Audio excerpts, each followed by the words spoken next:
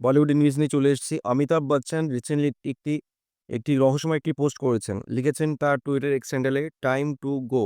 এই পোস্টটি ঘিরেই ভক্তদের মধ্যে একটি একটি রহস্য তৈরি হয়েছে যে অমিতাভ বচ্চন হঠাৎ করে এই কথাটি তিনি কেন লিখলেন? যে time to go, time to go মানে এতে কি বোঝায়? তিনি কি সিনেমা থেকে বিদায় জানাচ্ছেন? না পৃথিবী থেকে বিদায় জানাচ্ছেন? কারণ তার কিন্তু শরীর কিছুদিন আগে প্রচুর খারাপ হয়েছিল। এবং না হঠাৎ করে তিনি এই ধরনের পোস্টটা দেয়ারই বা কারণ কি? ৮২ বছর বয়সেও বলিউডের তরুণ অভিনেতাদের সঙ্গে সমানে পাল্লা দিয়ে চলেছেন অমিতাভ বচ্চন।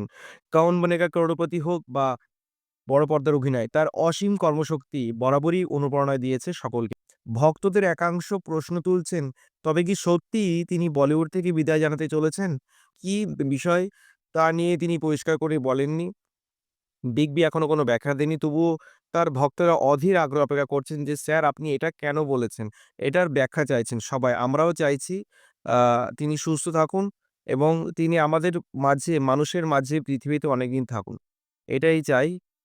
আ বাকি দর্শক আপনারা কিছু তার এই পোস্ট নিয়ে বুঝে থাকলে অবশ্যই কমেন্ট করে জানান।